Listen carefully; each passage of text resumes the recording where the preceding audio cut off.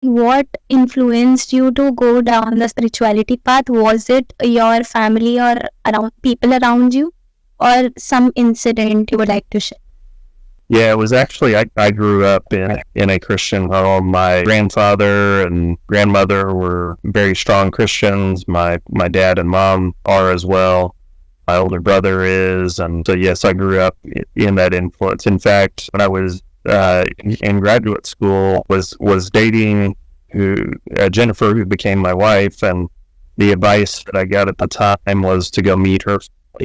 Her family was very much the same. And how they believed and how she grew up, and has been instrumental in our marriage. We will be married 27 years in January. So just having that common foundation and common set of values, I think, is definitely made us stronger. Yeah. Do you believe in a script? Is this all scripted, or do you think it's all free will? Well, I believe we have free will. I believe I don't believe it's scripted. I think there are certain things that that God's plans are in place, and whether we choose to join in that and be part of that is where we have free will. And I think we are blessed when we join in His plan, and that plan will be accomplished whether we will or not. Now, that doesn't mean that my life is scripted. I think I have choice, and whether to take part in His direction as well. But did you ever feel like you're getting messages from the creator? Personally, I have been feeling when I started doing meditation, I've been getting those angel messages like 777, those things very repeatedly, and some other meanings that earlier I used to not understand. But later, when I connected the dots backwards, then I was able to understand the meaning behind it. So, what's your take on that? And I would say it's a little of both for me. So I don't hear audible voices or things like that. But when I'm praying, particularly over a decision, I will come to kind of a peace about one direction or another. And then I think, like you described, looking back, I can see how God's hand was at work, and how He moved. Even I certainly can map that over my past year and a half. The journey to decide to leave NASA, that was a big decision for me. And then how He brought me to where I am today, and the job and role is a lot less stressful. The NASA job the last 5 years was about, we had reduced HR by 25%. The agency was growing, so there was a lot of stress around meeting customer demands and squeezing costs. And then I moved up to Space Center Houston, much smaller organization, and we have 160 employees versus 18,000 at NASA, and so there's a lot less complexity, but then we're also growing and investing in people. So from an HR perspective, it's been very free. But going back to the end of last year, where my focus was on surrendering and staying open to where God would lead, it's interesting looking back to see how those dots were connected, as you put it. Yeah, it's very interesting actually. Yeah. So I have some more questions about the leadership front. So I'm kind of mixing it a bit, leadership, spirituality, and NASA. I hope that's for you. About the leadership, did you see somebody as a specific leader, or what's a leader's quality, great qualities of a leader for you? And is it somebody who's very famous or very intellectual, or it's a closed one also that you look up? Wow, I've had so many leaders that I look up to for different reasons. So I became an executive at the Johnson Space Center when Dr. Ellen Ochoa was the center director. She was the first Hispanic female to fly in space. She was an astronaut who had moved into executive leadership, and I got to support her And I saw, I think, from her how to build relationships and connections with different people. She was also very visionary in taking the organization to new levels. Her predecessor, his name was Mike Coates. He was also a space shuttle astronaut, and he focused a lot on building a culture of inclusion that would lead to innovation. So we focused a lot on diversity and inclusion and how it influenced a more innovative culture. I grew up with a leader in HR, Natalie Seiss, who was very people-oriented and very relationship-oriented. She was very strategic about, building relationships. She would focus each year on, hey, what relationships do I need to enhance this year to advance the mission of the job. And I learned a lot from her growing up. She was my mentor as a co-op, and then my boss for probably the first 20 years of my career. Those are some. I had some other people who I reached out to. I reached out to an astronaut who was at my church who was a mentor for me at a critical time. Following the Space Shuttle Columbia accident in 2003, we were doing a lot of hiring in HR, and so I had a 3-year-old and a 1-year-old at the time, and I would be doing some work during the day, going home, eating dinner with the family, and then going back to work at night. And Joe Tanner was my mentor at the time, and he said, hey, it's really important to, at this stage in life, you're focused so much on your role as a father, make sure you're focusing on your role as a husband as well. And so I talked to Jennifer after that, and we made some adjustments. It's invaluable advice, and that's where I'm always encouraging people, get them in someone who's been a little further down the path in life and can share their experience or their insights with you.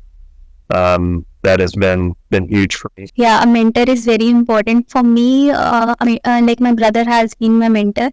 So I'm 25, and these 25, not 25, like 23 years of being with him, sharing the room, we have been talking endlessly about a lot of things, space, aliens, a lot of things. So that has shaped me and changed my perspective in life about many things. So I kind of follow the approach that we learn and we unlearn, and then we learn again. So somehow he has taught me this. So I understand the value of a mentor, where you're coming from. So I have one question. Has there any story been there that has changed your life or perspective in such a way? Yeah, that's a good question. I can't think of one offhand. I think there have been a lot of moments in my life that have been very special. Certainly, getting married was a big one. Having children, each of our children being born healthy has been part of that journey as well.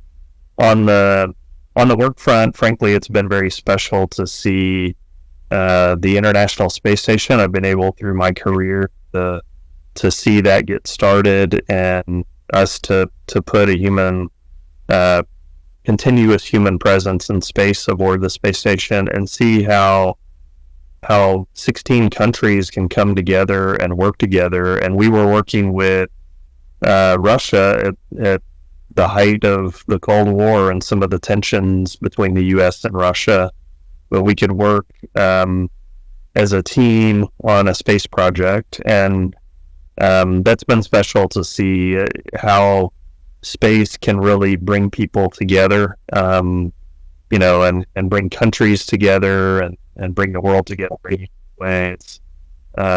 It's been very to be part of that. Yeah. So have you ever considered any student for the internships as an HR leader? What are the qualities you saw that could fulfill that role for internship and everything? What are the desired qualities? Yeah, so we over the years, yes, that was actually how we brought people in, how we staffed our HR organization, is we would bring students in through internships, and then they would start kind of in entry-level HR positions and move up. And what we look for, we look very specifically communication skills, verbal and written communication skills. We look for analytical skills. Could they analyze a situation? How does that work? How do they present? So again, part of communication skills. And then there is a very core value at the Johnson Space Center in particular on teamwork, that everyone is part of a team and that you operate as part of a team. So we wanted to hear from students what their experiences were working on teams, and how did that work for them. On the astronaut selection side, that's a huge criteria as well. We've actually screened out people who are very smart, top of the class, who may have been dismissive to a receptionist, to a nurse, that they didn't realize was part of the assessment process. We value everyone's perspective on the team. The teamwork is a huge thing as well. And sometimes students don't recognize that. They're so focused on their individual studies and learning, that they may not be as on teamwork. And for the Johnson Space Center and NASA, they're not a good culture fit. They might be a good culture fit with another organization. Correct. Like there are many factors that are involved, right? For example, the team spirit should be there, and it should just not be the individual growth, but they should take everybody forward. Right. Yeah. Part of our leadership expectation is you grow all the talent on your team, and so being very intentional about providing ways to grow, playing to each person's strengths. So in a lot of cases, we would modify roles or organization structures to take advantage of what people could offer. Yeah, that's really interesting. Yeah, I would also like to talk about the hobbies or like things you do apart from these things to balance your life. Like, what are you interested in? Yeah, so a big personal interest of mine is learning about leadership. So I read a lot of leadership books and study things, and then certainly the blog is kind of opportunity. Usually spend a couple hours a week on that. Right now we're in a season where my younger son is playing high school basketball, so that takes a lot of time and energy. I'm very involved in the booster club that supports the high school basketball team. And then just recently was appointed to board of directors for our local water authority. So kind of involved in the community and serving the community that way. And then I've been very involved in our church as well, different roles. My wife and I serve in our preschool, so taking care of the early walkers that are about 12 to 15 months old in our church. That's really nice. So are you a sports person? Like, Yes. how Yes. That most of the time, our TV at home is tuned into sports. My wife at college, she was a college volleyball coach, and I grew up playing baseball and basketball, so sports are very much a big part of our lives. Wow, that's really nice. I am into sports as well. So this question had to be asked. So I have one more question. So you mentioned that somehow society is getting too much into too much materialism, and therefore reducing the spirituality. And somehow, if we reduce the materialism and if we just focus on the contentment, then spirituality will grow. Like, would you like to share some thoughts on that?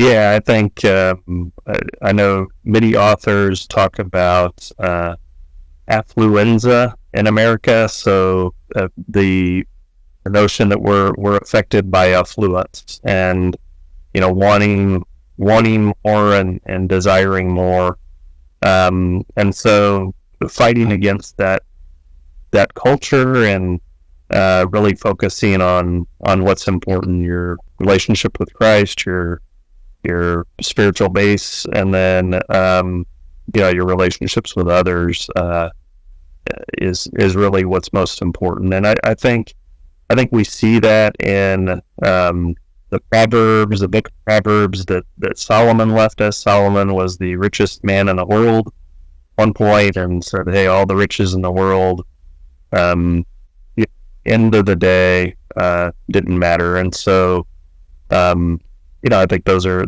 just wise things for us to keep in mind as we live life, because we can sacrifice a lot of things to gain more, material wealth, material goods. I've seen many people sacrifice their career and sacrifice marriages for career, and so um, it's just good words of caution for us to consider. Yeah, I think the generation is growing in such a way that they are too ambitious, and sometimes we as a generation are forgetting that there should be balance, and it's not always about multitasking and materialism, I think. Yeah. Somehow I yeah.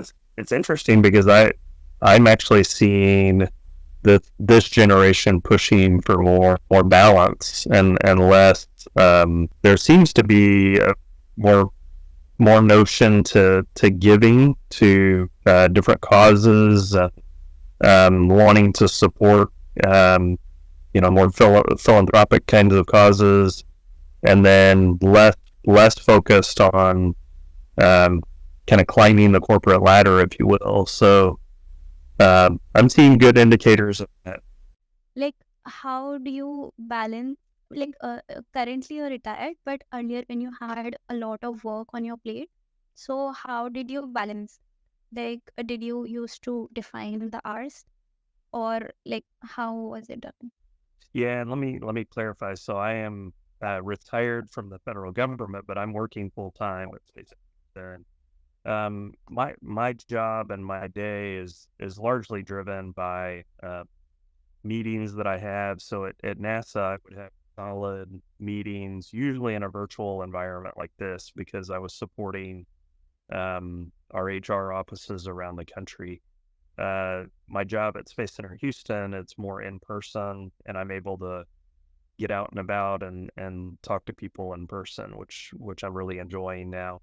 Um, but a lot of it is, yeah, just figuring out how to manage the results and the relationships. So getting to know people, spending time with people, but then getting the work done that needs to get done, as well. And it's just it's a matter of how you organize your time and how you manage yourself, frankly.